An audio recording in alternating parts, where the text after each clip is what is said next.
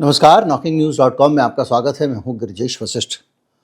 Cough syrup का जो कांड हो रहा है उसको लेकर हमने जो वीडियो बनाया था दूसरे चैनल पे, हालत ये हुई है कि इतना डेवलपमेंट हो गया, हम उस पर कुछ नया करने की हालत में नहीं थे क्योंकि जो कुछ था वो पहले से ही बता दिया था।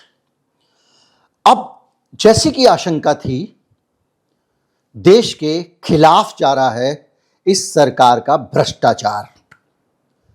हमारे केंद्रीय स्वास्थ्य मंत्री महोदय ने जिस तरह से इस पूरे मामले को हैंडल किया, उसके कारण अब हम अंतर्राष्ट्रीय स्तर पे धोखाधड़ी के जिम्मेदार माने जाने वाले हैं। भारत के खिलाफ माहौल बन रहा है और पूरी दुनिया में इस कफ सिरप कांड की चर्चा है। सारी बड़ी एजेंसियां इस पर नज़र रखे हुए हैं और हालत ये है कि अभी भी हमारे देश में हम ये नहीं जानते कि जो हम दवा की दुकान से कफ सिरप लाने वाले हैं बच्चों के लिए, वो सुरक्षित होगा या नहीं होगा।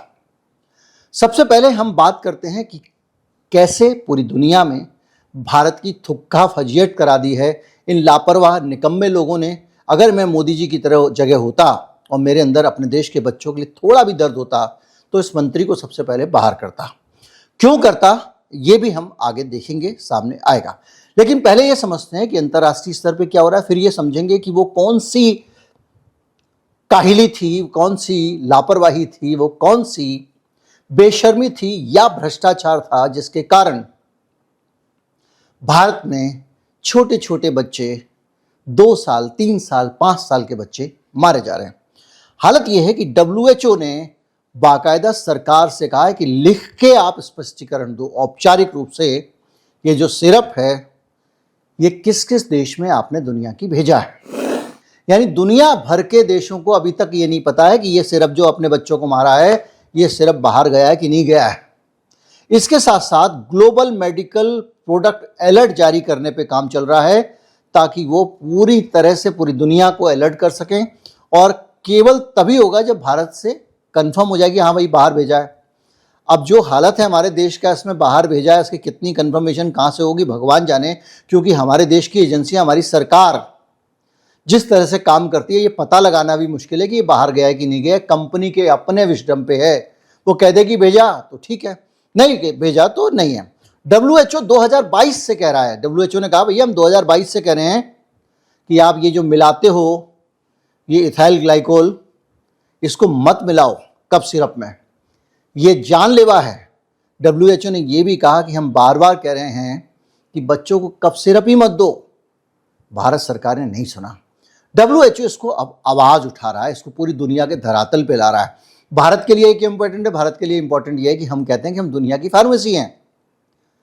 अगर आप अपने इलाके में, जहां के आप रहने वाले हो, उस इलाके में मान लीजिए आपकी समोसे की दुकान है, आपके समोसे से लोग मरने लग जाएं तो आपके धंधे पे क्या असर पड़ेगा? ऐसे ही समझिए कि पूरी दुनिया के अंदर, दुनिया एक मोहल्ला है और उसमें हमारी दुकान जो है वो ये कफ सिरप की है जो बच्चों को पिलाए जाते हैं, जिसको खास सावधानी से बनाना चाहिए, जिसमें बहुत ज़्यादा अधिक समझदारी की आवश्यकता होती है बड़ों की दवा के मुकाबले। स्वाद से लेके हर चीज़ तक ध्यान रखना होता है। वो भारत जब ऐसे बनाएगा तो दुनिया के सामने क्या संदेश आएगा। संयुक्त राष्ट्र की जो स्वास्थ्य एजेंसी है WHO से अलग, उसने health task force substantial medicine ने भारत की नियामक असफलता बताया कि भारत का जो कंट्रोलिंग सिस्टम है वो बेकार है। यानी दो चमाट इधर से उसने मारे किसको? ड्रग कंट्रोलर ऑफ इंडिया को। ये संयुक्त राष्ट्र की एजेंसी कह रही है और वो कह रहा है कि ये कहता है कि इंडिया का सिस्टमेटिक वीकनेस है ये, और ये India's drug quality control chain, इसको पूरा पढ़ देता हूं दोबारा से। Repeated episode of paediatric poisoning indicate system weakness in India's drug quality control chain. Agency कह रही है कि अगर इसको अनिवार्य नहीं करता भारत अपने यहाँ पे प्रॉपर टेस्टिंग वेस्टिंग को, तो भारत की दवाओं पे प्रतिबंध लगाने पड़ेंगे अंतर्राष्ट्रीय एजेंसियों को। यानी भारत में जो भारत का एकमात्र धंधा बच गया था ट्रंप के टैरिफ के बाद, जो दवाएं हमारी विदेशों में जाया करती थी, उस पर सैंक्शन लग सकते हैं। पूरी दुनिया के देश भारत पर प्रतिबंध लगा सकते हैं। ये कौन कह रहा है? संयुक्त राष्ट्र की एजेंसी कह रही है। मीडिया, इंटरनेशनल मीडिया, राइटर्स कह रहा है कि भारत का ड्रग रेगुलेटर खुद मान रहा है कि दवा कंपनियां अपने हर बैच का टेस्ट नहीं करती हैं, यानी सिस्टम एक फेल्यूर है। ये भी एक संदेश दुनिया में जा रहा है कि भाई दवा की कंपनियां ही खुद नहीं चेक करती हैं अपनी दवाओं को, तो इन दवाओं पे कैसे भरोसा करें। बीबीसी, लंदन वाला बीबीसी, वो कह रहा है कि India has failed to learn lessons from the Gambia tragedy. Gambia का आपको मामला मालूम होगा, भारत की से कफ सिरप जाते थे, वहां पर बच्चों की मौत हो गई थी इसी तरह। और इसी मिलावट के कारण मैंने आपको पिछले वीडियो में बताया था कि ये अंतर्राष्ट्रीय रूप लेगा, ये भारत के लिए खतरा बनेगा, क्योंकि इस देश में जिस तरीके से दवाओं बच्चों की बनाई जाती हैं, इसको दुनिया में कोई बर्दाश्त नहीं करेगा। गार्जियन लिखता है कि बच्चों की मौतें अवॉइडेबल थी, इनको टाला जा सकता था और सरकार को तुरंत क्रिमिनल अकाउंटेबिलिटी तय करनी चाहिए। अब आप समझ रहे हैं सरकार ने जो एक एक्शन लिया है कंपनी के खिलाफ, क्यों लिया है? क्योंकि पूरी दुनिया इनसे कह रही है, अल जजीरा कह रहा है भारत की फार्मा इंडस्ट्री डुअल स्टैंडर्ड पर काम कर रही है, एक्सपोर्ट बैच की टेस्टिंग होती है और लोकल सेल की नहीं होती है। ये एक नया एंगल अल जजीरा ने निकाला कि अपने बच्चों को तो कुछ भी बेच दे रहे हैं, ये दूसरों को माल बेचते हैं, उसकी टेस्टिंग करते हैं। लेकिन मैं नहीं मानता कि बाहर जाने वाली माल की भी टेस्टिंग होती है, क्योंकि हमारे पुराने अनुभव अच्छे नहीं है। ले मोंड फ्रांस की न्यूज़ कह रही है कि ये केवल एक हादसा नहीं है, बल्कि वैश्विक सार्वजनिक स्वास्थ्य जोखिम है, यानी ये ग्लोबली हेल्थ के लिए खतरा है, रिस्क है। अब सोचिए आप, पूरा यूरोप का मीडिया, ब्रिटेन का मीडिया, अमेरिका का मीडिया, मिडिल ईस्ट का मीडिया भारत की खांसी की दवा की इस लापरवाही पर सवाल उठा रहा है, और लोग दवा खराब नहीं बता रहे हैं, लोग कह रहे हैं कि ये तुम्हारे यहाँ का सिस्टम घटिया है जिसमें ये दवा बन सकी और बिक सकी। सिस्टम में क्या खराबी है, अगर ये जानेंगे आप तो आपका दिल करेगा कि मैं ऐसा इंटरनेट पर वीडियो बना के रख दूं, एक ऐसा गेम बना दूं जिसमें मंत्री के ऊपर लोग कुछ फेंकें। आगे देखते हैं कि किस तरह से इस देश में एक टॉप लेवल की रिश्वतखोरी, हरामखोरी, लापरवाही सब कुछ एक साथ चल रही थी, जिसके नतीजे में हमने अपने गोद में खेलते बच्चों को मारा है। ये एक छोटी घटना नहीं है, ये बहुत बड़ी घटना, ये सामान्य मिलावट नहीं है। अभी तो ये कफ सिरप की मिलावट सामने आई है, अनगिनत कितने लोग इस देश में मारे जाते होंगे। मैं पहले भी मिलावट पे बहुत सारी चीज़ें बना चुका हूँ, लेकिन विषयांतर हो जाएगा। कैसे हल्दी में वो जो पेंट बनाते हैं उसका पीला रंग मिलाया जाता है, बहुत सारी चीज़ें हैं। अब हम समझते हैं कि किस तरह का सिस्टमिक फेल्यूर हमारे यहाँ पे हुआ, जिसकी पूरी दुनिया बात कर रही है। मध्य प्रदेश में जब कॉलड्रिप से, इस शीशन फार्मास्यूटिकल कंपनीज की दवा से 21 बच्चे मरे छिंदवाड़ा और बैतूल में, तो सरकार की, केंद्र और राज्य सरकार की दोनों की काहिली साफ दिखाई दे रही थी। आपका नौकर अगर ऐसे काम करेगा तो आपको उसे माफ नहीं करना चाहिए। लैब रिपोर्ट कहती है कि 86% डीईजी मिला है, जो 500 गुना ज़्यादा है। डीईजी क्या होता है मैं आपको बता चुका हूँ पिछले वीडियो में। एक समझिए कि चाशनी है जैसे, तो सिरप में जो चाशनी मिलाई जाती है उसमें मिलाई तो जानी चाहिए ग्लिसरीन और एक और इस तरह की अच्छी चाशनी जो नुकसान नहीं करती, उसकी जगह सस्ती वाली मिला देते हैं जिसका दाम 10% के आसपास होता है। और ये कंपनियां जिन सप्लायर से खरीदते हैं वही मिला के दे देते हैं ग्लिसरीन में। और वो जो चाशनी में जो ये मिलाया जाता है, ये जहरीला पेंट वाला पदार्थ है जो किस काम आता है, इससे जमता नहीं है, बर्फ़ के अंदर भी नहीं जमेगा। तो इसको आप थोड़ा बहुत ना के बराबर डालो, उसमें ये वाला नहीं डालना है उसमें, बल्कि इसमें एक बेहतर वाला होता है वो डालना है आपको, जो नुकसान नहीं करता। तो ये कफ सिरप जो है, जब आप जाएगा कहीं ठंड में भी रहेगा तो जमेगा नहीं, इसलिए परमिटेबल है, इसकी वो दूसरी मात्रा है। इसीलिए कहा गया कि 50 गुना ज़्यादा था।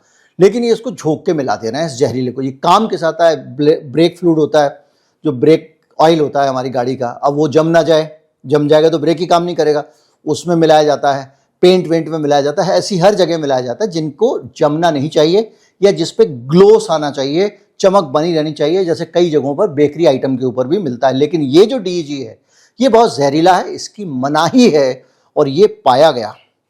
364 गंभीर उल्लंघन पाए गए हैं। गंदगी, खराब मशीनें, फिल्टर सिस्टम ना होना और कोई रिकॉर्ड ना होना। यानी समझिए कि जो आपके पड़ोस का हलवाई की दुकान वाला जलेबी बनाता है उस प्रोटोकॉल से दवाइयां बनाई जा रही थी। श्रीसन फार्मा, उस आदमी की आप कहानी सुनोगे तो अभी तक वो आदमी जिसको गिरफ्तार किया है इन्होंने, गिरफ्तार क्यों किया? अंतर्राष्ट्रीय दबाव में। अभी तक तो सरकार उसको बचाने में लगी हुई थी। जब गांबिया में मौत हुई तो इसी हेल्थ मिनिस्टर ने, मनसुख मंडाविया ने डिनाई किया था, झूठ बताया था, उनके बच्चे मर गए, इसने मना कर दिया था, डिनाई कर दिया था, बाद में स्वीकार करना पड़ा। तो क्या करते हैं ये? इसको ऐसे समझिए, इन्होंने जो पूरी की पूरी कहानी तमिलनाडु वाले जो आदमी की मैं आपको बता रहा था, वो आदमी ऐसा आदमी था जिसको फार्मा इंडस्ट्री में बड़ी इज्जत से देखा जाता था। ये क्या करता था, पहले औरतों के ना फूड सप्लीमेंट टाइप के सिरप बेचा करता था।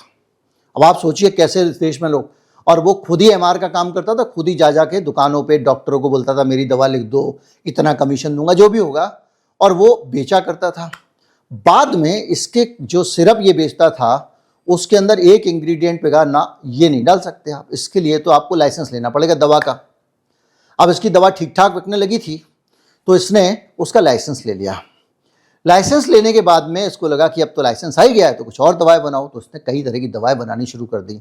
देश भर में इसने दवाओं के वितरण का नेटवर्क बना लिया, लेकिन इसका काम करने का तरीका वही घटिया था जो गंदी संदी आपके मोहल्ले की कोई फैक्ट्री होती है उसकी तरह का।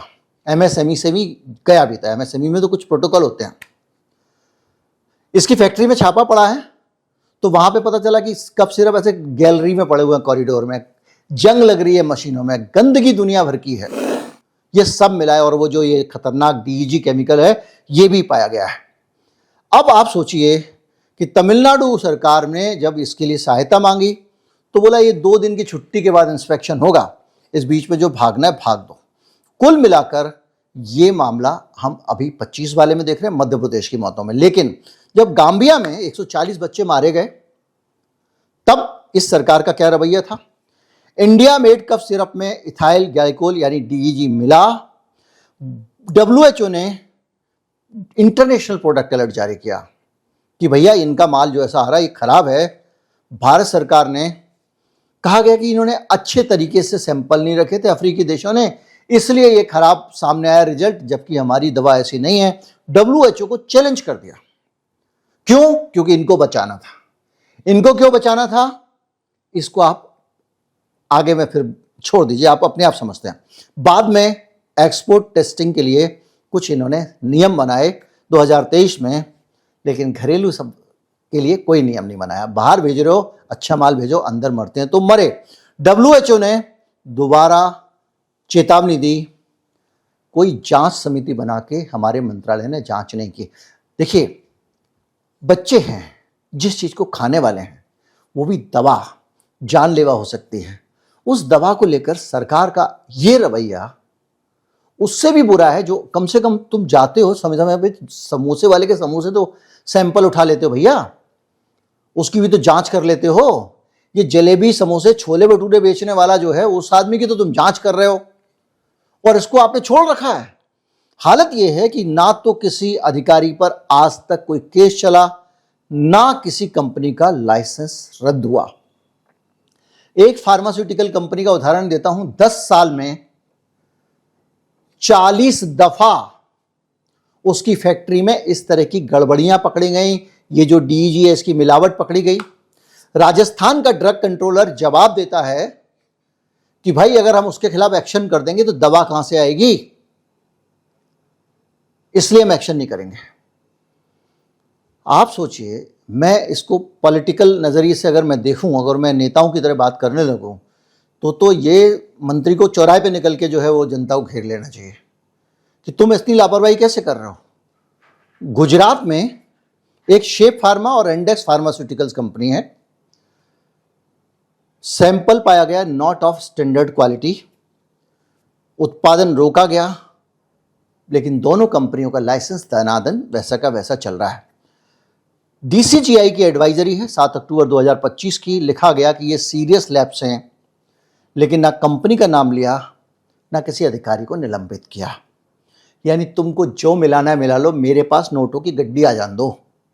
और ऊपर वाला भी कह रहा है कि सब जगह की गड्डियां इकट्ठे होकर मेरे पास आने दो, अगर मैं ये रोक दूंगा तो सब बंद हो जाएगा। लेकिन आप ये बताओ कि आज इस देश की दवाओं का एक्सपोर्ट खतरे में पड़ गया है। हमारे पास जो विदेशी पैसा आता है हमारे यहाँ पे, उसके सोर्स क्या हैं? उसके सोर्स है एफडीआई। विदेशी कंपनियां भारत में पैसा लगाती हैं, वो उल्टा निकाल रही हैं। विदेशी मुद्रा भंडार की स्थिति बता रहा हूं आपको।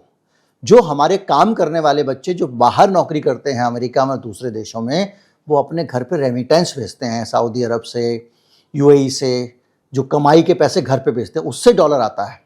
और तीसरा था एक्सपोर्ट का। तो जैसे एक्सपोर्ट में सबसे ज़्यादा हमारा था वो दवाओं का एक्सपोर्ट था। दुनिया में सबसे ज़्यादा दवाएं हम एक्सपोर्ट करते हैं, हालांकि उसका रॉ मटेरियल चीन से मंगाते हैं, लेकिन वो सारा का सारा धंधा हमारा, इसके कारण हम एक तरफ संकट में हैं और ये एक बड़ी मार होने वाली है। संकट में आ गया, किसके कारण आ गया? इस देश के अफसरों, सरकार के कारण। और ये सब एक दूसरे को अभी भी बचाने में लगे हुए हैं। अगर जरा भी 56 इंची होता, अब तक 40-50 नौकरियां लुढ़क जानी चाहिए थी। बच्चों को मारा, छोटे छोटे मारा ही कहूंगा मैं, क्योंकि तुम्हारी लापरवाही से बच्चे मरे हैं। हालत यह है कि फैक्ट्रियों में 3 से 5 साल तक कोई भी इंस्पेक्शन नहीं हुआ। टेस्टिंग इंस्ट्रक्शन जो है बहुत कम, सरकारी लैब ना के बराबर हैं। बैकलॉग बहुत बड़ा है। कोई कंपनी अगर बना के शीशी भेजती है, देखो भैया चेक कर लो, तो उसको चेक करने वाला कोई नहीं है। हालत यह है कि सरकारी लैब की संख्या बहुत कम है। और कॉन्फ्लिक्ट ऑफ इंटरेस्ट, जो एफडीए के अधिकारी हैं वो रिटायरमेंट के बाद उन्हीं कंपनियों में सलाहकार बन जाते हैं जिस कंपनी को आपको रोकना है। जैसे एक चीफ जस्टिस साहब थे जिनका काम था सरकार पर नजर रखना, वो उसी सरकार के साथ मिलके कोई मानवाधिकार आयोग का अध्यक्ष बन गया, कोई राज्यसभा में चला गया। तो जब ये वहां पर बैठकर क्या लगाम रखते होंगे, इससे आप अंदाजा लगा लें। जिन लोगों का काम सरकार पे लगाम रखना है, जिन लोगों का काम फार्मा कंपनियों पे लगाम रखना है, वो लोग पद पे रहते हुए उनको फायदा पहुंचाते हैं, बदले में नियुक्ति पा जाते हैं लौट के। मैं आपको बार बार बहुत विस्तार से सारी डिटेल्स दे चुका हूं कि ऑब्जर्वर रिसर्च फाउंडेशन में कैसे अंबानी के यहाँ कैसे पुराने अधिकारी आते हैं और उनको वो कंपनी अपनी जगह देती है। उन अधिकारियों ने पहले कैसे फायदा पहुंचाया, वो यहां भी दिखाई दे रहा है। कई राज्यों के एफडीए अधिकारी रिटायरमेंट के बाद इन्हीं कंपनियों में सलाहकार बन जाते हैं। ड्रग और कॉस्मेटिक एक्ट 1940 में एक शर्त है, मेंस रिया, यानी जानबूझकर की गई लापरवाही नहीं है ये। इसके आधार पे लोग बच जाते हैं। अब आप बताइए, ना तो इस मामले पे विपक्षी पार्टियां हंगामा मचा रही हैं, जिनको मचाना चाहिए उस लेवल पे नहीं है, प्रेस कॉन्फ्रेंस करके बैठ गए, 2 ट्वीट कर दिए। ना जो है स्वास्थ्य मंत्री को शर्म आ रही है, ना हमारे मोदी जी ने कहा कि मनसुख मंडाविया ये क्या हो रहा है। डॉक्टर हर्षवर्धन जैसे सज्जन आदमी को निकाल बाहर किया और गुजराती मनसुख मंडाविया को रख लिया। फार्मा इंडस्ट्री दुनिया की कितनी बड़ी है हिंदुस्तान की, आपको पता है। टॉप के अमीर सबसे ज्यादा भारत के अरबपति, इस बार जो रिपोर्ट आई है 2 दिन पहले बताया था, फार्मा सेक्टर से हैं। फार्मा सेक्टर में भरपूर पैसा है। बताइए ना, हलवाई की दुकान की तरह वो कप सिरप बना रही है ये जो इंडस्ट्री है, फार्मा इंडस्ट्री, भरपूर पैसा है, बड़ी इंडस्ट्री है, और उसके मामले में इतनी लापरवाही। आप दुनिया की फार्मेसी हो, कहीं ऐसा ना हो कि अपने देश के लिए भी दवा ना बना पाओ, क्योंकि जो हरकत आपकी है उसके बाद WHO जब बार बार अलर्ट कर रहा है और आप कह रहे हो बदनाम करने की साजिश है। अब आपके जो बच्चे मर गए, इसका जिम्मेदार कौन होगा? जिसने ये कहा बदनाम करने की साजिश है, उस आदमी को क्या होना चाहिए, आप सोचिए। हिंसा की बात मैं नहीं कर सकता, लेकिन मेरे मन में विचार जो आ रहे हैं वो इसी प्रकार के आ रहे हैं। हालत यह है कि हर तरफ जिधर जाएं, जिस मंत्रालय में जाएं, आपको सिर्फ एक ही चीज दिखाई दे रही है, और वो है भरपूर लापरवाही। उस लापरवाही के कारण हमने अपने बच्चे गंवाए हैं। हम अपने देश में अपने बच्चों की हत्या कर रहे हैं। मैं हत्या शब्द का इस्तेमाल कर रहा हूं।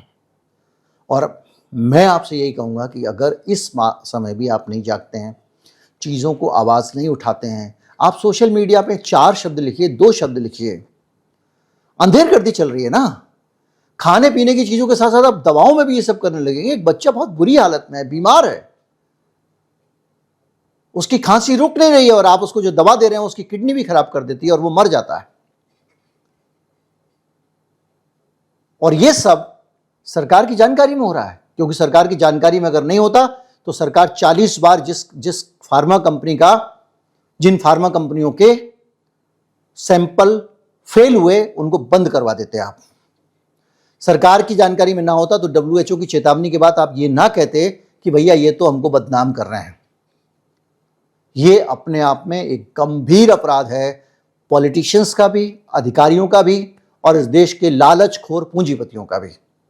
और इसके खिलाफ अगर कोई कुछ कर सकता है तो हमारी आपकी आवाज कर सकती है। ये तो आपको फालतू चीजों में उलझा देंगे, ये आपको पर्सनल सवालों में उलझा देंगे। ये 8वीं पढ़ा है, ये 10वीं पढ़ा है, 9वीं पढ़ा है, 12वीं पढ़ा है, इससे मुझे फर्क नहीं पड़ रहा भाई। वो जो बहुत ज्यादा PhD पास वाला है वो भी तो सत्यानाश मार रहा है मेरे देश का। जो ड्रग कंट्रोलर बने वो अनपढ़ थोड़ी हैं। तो हमेशा इस तरह की बहस में, पर्सनल बहस में उलझने से अच्छा है सीधे सीधे रोटी कपड़ा मकान, सेहत, शिक्षा, इस पे फोकस करो, अपने बच्चों के रोजगार पे फोकस करो। और ये बच्चों की जो हत्या हो रही है, इस इलाज इतना महंगा हो गया है। अब आप सोच सकते हैं कि इतना महंगा इलाज क्यों है, जब दवा आपको वही हलवाई की दुकान टाइप की जहाँ गुलाब जामुन बनते हैं उस तरह के माहौल की मिल रही है। बड़े वाले हलवाई की दुकान, छोटे भी नहीं, जहाँ बहुत गंदगी मक्खी होती है, ऐसे में हवा दवा बन रही है। और सबसे बुरी बात यह है कि ये पूरी दुनिया में थूथू हुई है हमारे।